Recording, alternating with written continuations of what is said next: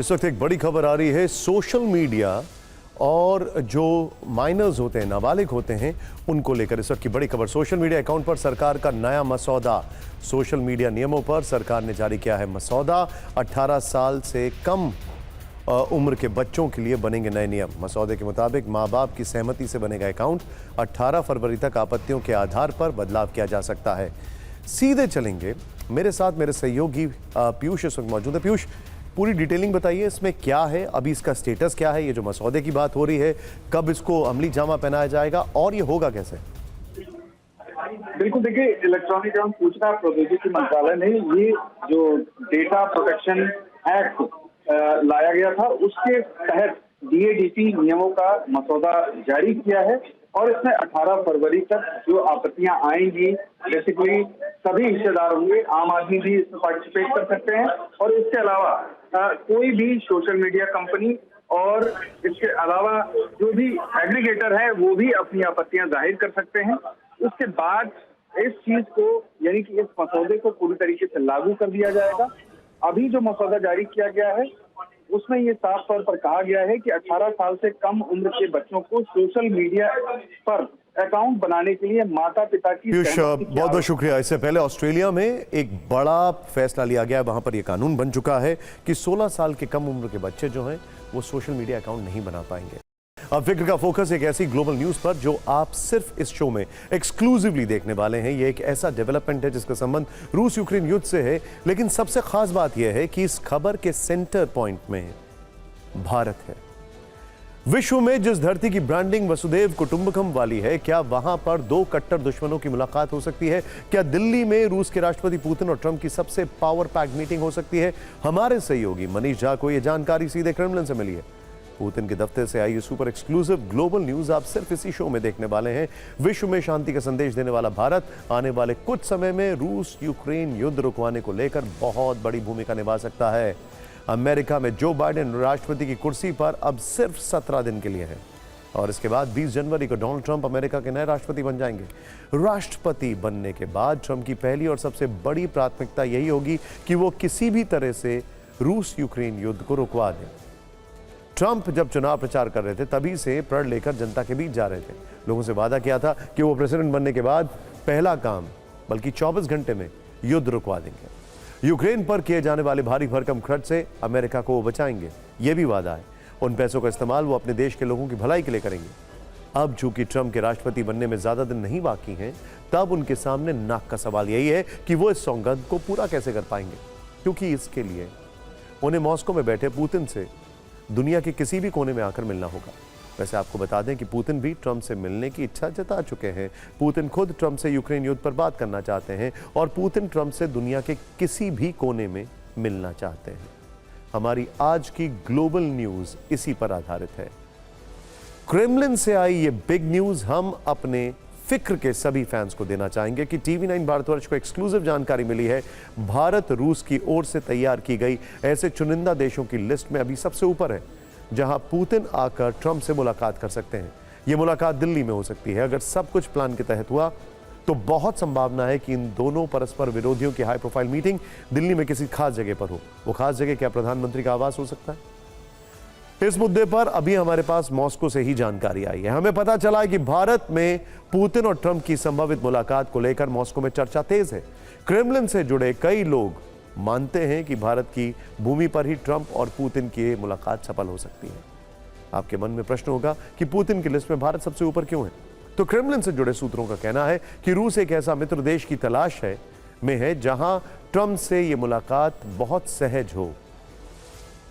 मतलब दोनों के पास बैगेज बहुत है, इसलिए बहुत ही इजी रहना चाहते हैं। वैसे भी आप इससे पहले कि पुतिन की विदेश यात्राओं को देखें तो पुतिन ने केवल उन्हीं देशों की यात्रा की है जिन्हें वो अपना मित्र राष्ट्र मानते हैं। चीन, मंगोलिया, वियतनाम, बेलारूस, कजाकिस्तान, उत्तर कोरिया शामिल है। पुतिन दक्षिण अफ्रीका की भी यात्रा करने वाले थे, लेकिन अंतर्राष्ट्रीय अपराध न्यायालय यानी आईसीसी की ओर से जारी गिरफ्तारी वारंट के बाद उन्होंने यह दौरा रद्द कर दिया।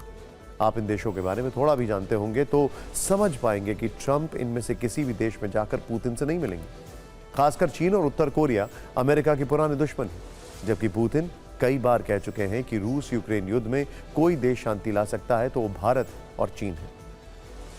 अब ट्रंप अगर इस लिस्ट में चीन को हटाते हैं तो फिर भारत ही वो देश बचता है जहां ट्रंप को पुतिन से मिलने की कोई परेशानी नहीं होगी, जहां वो पुतिन से खुलकर अपनी बात कर पाएंगे और पुतिन भी उनके सामने अपना पक्ष रख पाएंगे। वैसे भी पीएम मोदी प्रेसिडेंट पुतिन के सबसे खास दोस्त हैं, ये हम सब जानते हैं। पुतिन कई मौकों पर उन्हें अपना सच्चा मित्र कह चुके हैं, सार्वजनिक मंच से उनकी कई बार प्रशंसा कर चुके हैं। पुतिन और मोदी एक दूसरे को गले लगाते हैं, कई बार दोनों लीडर्स एक दूसरे से मिलने के लिए प्रोटोकॉल भी तोड़ चुके हैं। दोनों जब भी मिलते हैं एक साथ डिनर करते हैं। वहीं ट्रंप और मोदी की दोस्ती भी कुछ इसी लेवल पर है। यहां भी बातचीत में शर्तों की कोई जगह नहीं होती। इसका उदाहरण हम ट्रंप के पहले कार्यकाल के दौरान कई बार देख चुके हैं, फिर वो चाहे अमेरिका में हुआ हाउडी मोदी शो हो या फिर दिल्ली में हुआ नमस्ते ट्रंप। जहां तक बात रूस यूक्रेन युद्ध में अपना पक्ष रखने की है तो चीन भले ही कहता रहा है कि वो शांति चाहता है, लेकिन पश्चिम देशों को चीन पर ज्यादा भरोसा नहीं है। वो चीन का ज्यादा झुकाव रूस की ओर देखते हैं, जबकि भारत रूस यूक्रेन युद्ध में शुरू से तटस्थ रहा है। इंटरेस्टिंग बात यह है कि ट्रंप ने ऑलरेडी चीन के ऊपर कई सारे टैरिफ डिक्लेयर कर दिए, तो चीन से तो पूरा का पूरा जो मामला है अमेरिका का खराब हो चुका है। पीएम मोदी 3 वर्षों के युद्ध के दौरान हमेशा से यही कहते रहे हैं कि यह युद्ध का नहीं है, बम बंदूक और गोली से समाधान नहीं हो सकता, शांति के लिए बातचीत ही एकमात्र रास्ता है।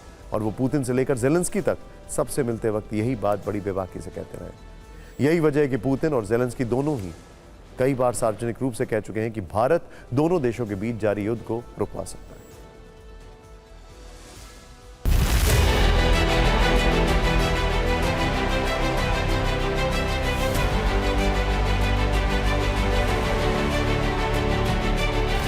आज का युग युद्ध का है नहीं, और हमने फोन पर भी कई बार आपसे इस विषय में बात की है कि डेमोक्रेसी और डिप्लोमेसी और डायलॉग, ये सारी बातें ऐसी हैं कि जो दुनिया को एक स्पर्श करती है। आने वाले दिनों में शांति के रास्ते पर हम कैसे बढ़ सके, उसके विषय में जरूर आज हमें चर्चा करने का मौका मिलेगा।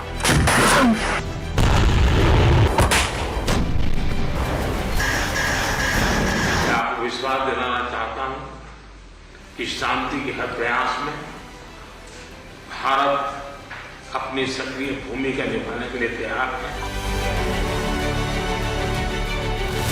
You're a big country, you have big influence, and you can stop Putin. हमारे कुछ दर्शकों के मन में एक प्रश्न होगा। जिन लोगों को पुतिन और ट्रंप की पहली मुलाकात के बारे में ध्यान होगा, वो जानते होंगे कि जब पहली बार ट्रंप अमेरिका के राष्ट्रपति बने थे, तब वर्ष 2018 में उन्होंने पुतिन से यूरोप के देश फिनलैंड में जाकर मुलाकात की। तो ट्रंप इस बार भी पुतिन से यूरोप के किसी देश में क्यों नहीं मिल पाएंगे? पहली बात यह है कि उस समय रूस यूक्रेन के बीच युद्ध नहीं छिड़ा था, और अब युद्ध के बीच पुतिन यूरोप की यात्रा करने से बचना चाहेंगे। दूसरी बात यह है कि सूत्रों के अनुसार मौजूदा परिस्थिति में डोनाल्ड ट्रंप भी यूरोप के कुछ देशों में जाने से बच रहे हैं। ऐसे में दोनों के बीच मीटिंग के लिए भारत ही सबसे उपयुक्त देश हो सकता है। गौर करने वाली बात एक और है, वो ये है कि अमेरिका, जापान, ऑस्ट्रेलिया और भारत चारों देश क्वाड का हिस्सा हैं। इस वर्ष क्वाड समिट भारत में आयोजित होगी। ट्रंप बतौर राष्ट्रपति इस समिट में शिरकत करने के लिए दिल्ली आएंगे। वहीं इस वर्ष रूस के राष्ट्रपति पुतिन का भारत दौरा भी पहले से प्रस्तावित है, यानी इस दौरान बहुत संभावना है कि प्रधानमंत्री मोदी, पुतिन और ट्रंप दोनों से अलग अलग मौकों पर मिलकर रूस यूक्रेन युद्ध पर बात कर सकते हैं। हो सकता है कि इसके बाद पुतिन और ट्रंप के बीच डायरेक्ट मीटिंग कराने को लेकर कोई तारीख भी फिक्स हो, और इसके लिए मुलाकात की जगह दिल्ली हो, जिसमें भारत, रूस और अमेरिका के बीच मध्यस्थता करे।